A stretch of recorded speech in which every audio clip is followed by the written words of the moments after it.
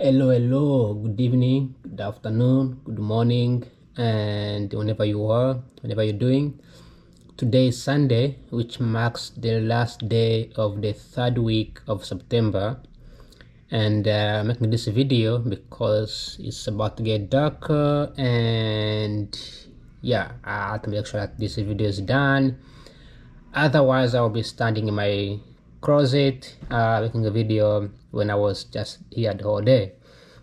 So I made the video a couple weeks ago mentioning how I need to wake up early in the morning, and this week I would say I marked the whole week me waking up earlier.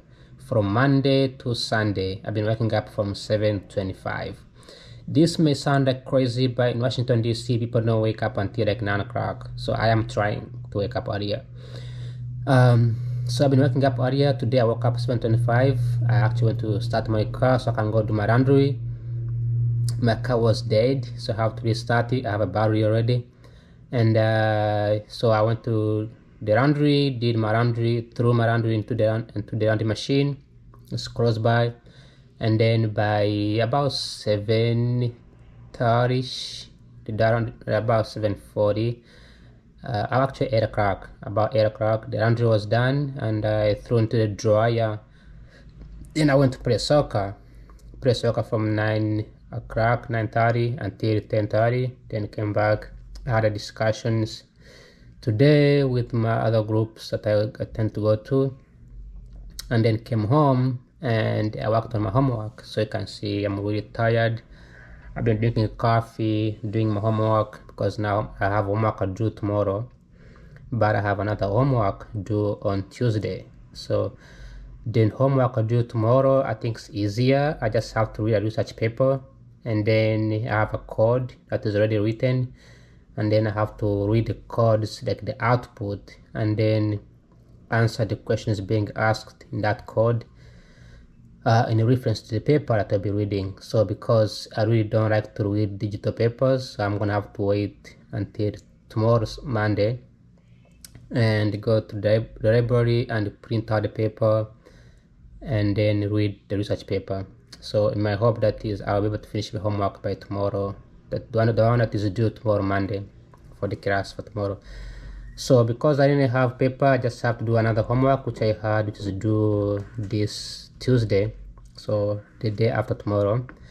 I mentioned about this last time. I was reading a research paper about the unconditional cash transfer and conditional cash transfer. So part of my homework is to calculate conditional cash transfer and unconditional cash transfer. A lot of things that the professor gave us are similar to what we learned in school in class, but a lot of them are really confusing. Like the last two homeworks, which has high points, I was not able to understand really a lot of it, especially the math part of it. The math from calculus and the math in economics really don't match. It's kind of hard to make sense of it, but I've been trying today. So I was supposed to calculate the optimal value. So think of it like if somebody likes coffee, if somebody wants to enjoy entertainment versus somebody wants to study and and get high GPA. So like right now I could spend time reading, watching a TV versus studying and get a GPA, and then you have to calculate how likely somebody would like one thing over the other.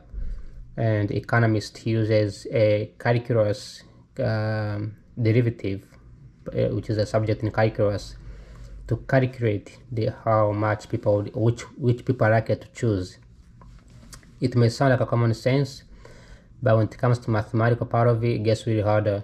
So calculating what people really need the most, what the values will they get out of it, and then answer those questions. So today I've been working. Then the other one was comparing the unconditional cash transfer and the conditional cash transfer, then plug in the numbers to see which one is more likely to yield better results. So think of it like you have if somebody, like for example in my homework that I have, we are imagining an individual, like I'm a police analyst, and there's an individual making an income of $120, right?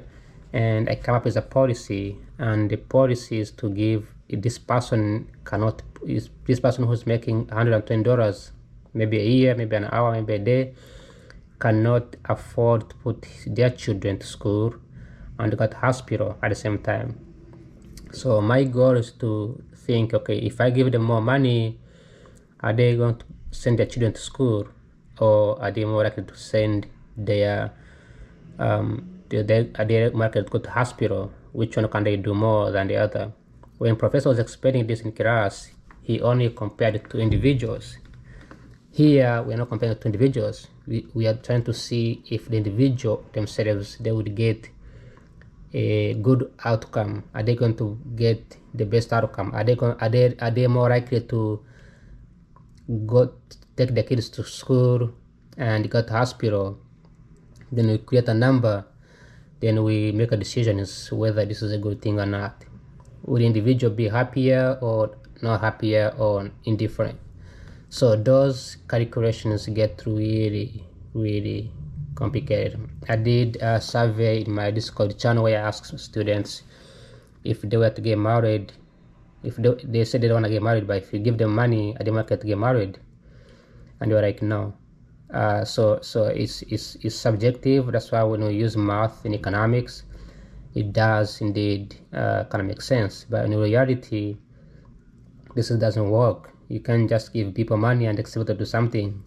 But when I did the math, actually, I calculated, I realized that people, if I give them more money, they would consume more. Their consumption to go up, which is obviously they will buy more stuff, like what we saw in unconditional and conditional transfer research paper that I read. But they are not going to be happy. Okay, they are not going to be happy, and the number of hospital visiting is not going to change versus the number of them going to school. So the professor used two individuals, so that's why I was confused today. And I'll be honest, I'm just confused. I don't know how to calculate this, but I'll try my best, and I'm gonna submit this today. Actually, I'm supposed to submit tomorrow on Tuesday, but I'm gonna do this today. Then compare with my friends and see. Now, speaking of conditional versus unconditional cash transfer, or giving people free money or welfare, I came across a video here which was done by an African American in Uganda. She was mentioning how Americans are entitled, and how she found it really hard to work with Kenyans. So I was thinking, okay, I am actually in the same way. I've been here for 9 years, even though I am an American. I'm an African. Part of what I do here as an economist studying these things, I also feel like we are not only creating an entitlement from other people. People still feel like they need money, they need entitlement. I also feel that way. I feel that way, the sense that when I apply for a job, I'm expecting to get a call back. That's like an expectations. I'm expecting to have a sense of freedom, expecting to be treated better. One time I went to a Nigerian restaurant, West African restaurant, and there was this lady in the restaurant, and I wanted to try out food, and she was not responding. She was like very mean, like no treating, no customer service. I never went back, and since then I haven't gone to any single West African restaurant. It's just that this is like 5 years ago. So that sense of entitlement, the warm welcoming, the babysitting kind of thing that people give you, the American people give you, because when I go to any restaurant in America, I get treated better. That treatment, that sweetness, it makes you entitled, and then you think that everybody's the same way, but that's not the reality. Some people out there just don't want to, treat other people better or smile or something like that. So I took a test. Actually, I don't know where I put my phone, but I'm gonna grab my phone real quick. So where's my phone? Where did I put my phone? Excuse me. Why am I not able to find my phone?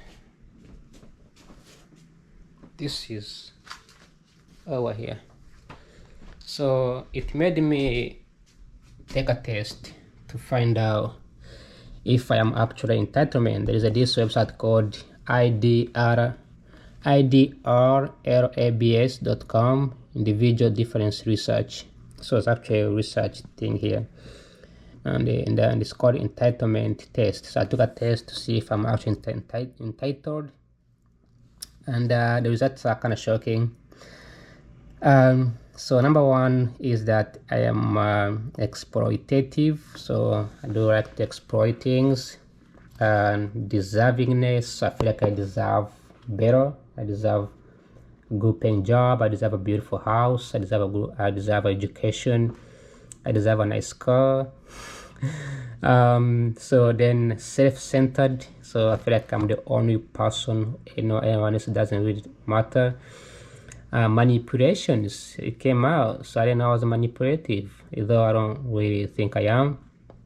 But smugness, I don't know what that means, but demanding, yeah, I think I do have a demanding behavior where I'm like, and it does not matter how big or strong someone is, even if someone is like, I don't know, think about the most strongest person in the world, Kim Jong-un. I don't think he's strong.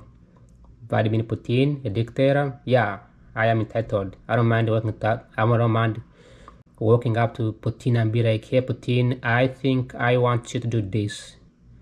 Even though, yeah, and I think it comes down to the boldness, like how you say something and how you feel like it goes into your brain. So I am a very demanding person. I want things done like now. Which is why I hold myself accountable. I make these videos, I do things, and I feel like what I do, everybody should do the same thing. So this sense of demanding came out in this research. It was very, very low, so only 2 3, so 2%, and smugness 2%, manipulation 3%, self-centered 1 2 3 4 5 came up 5%, much higher, actually like 90%. Then deserving was the highest, the idea that I feel like I deserve more, and the exploitative was a little bit higher. So I took this test. Was kind of interesting to show that I feel like I was entitled. This came on even when I was in Africa too. So when I was in Uganda, I always felt like my parents will pay for my education. I need to get scholarships. I need to be the first in the class. So this has nothing to do with me being an American. It just has to do with me growing up as a child. My parents have always told me, like, James, you gotta do better in school. You gotta study. You gotta be a bigger person. You gotta be like, they motivate me to be the big person. They never told me like, James, like, you gotta be nice to other people. You gotta help other people. No, my parents also told me. Even today, my parents tells me, get a good paying job, get a good wife, make money, buy a house. My mom tells me all the time, you gotta run your own business. My own parent, my parents never told me, go to school. No, run your own business, be your own boss. So that sense of entitlement, it kind of makes you, I guess, appear arrogant. I don't know, people never told me I'm arrogant. I try not to. But this was interesting, and it kind of speaks into the research I'm working on right now. So I hope this video finds everyone safe, everyone great, as here in Washington, D.C. It's raining. It's about to rain, and it's in my hope that I'll be able to I'm eating around here, yeah. Hope that I'll be able to hopefully pass this class, get 100%. I feel like I deserve 100% entitlement.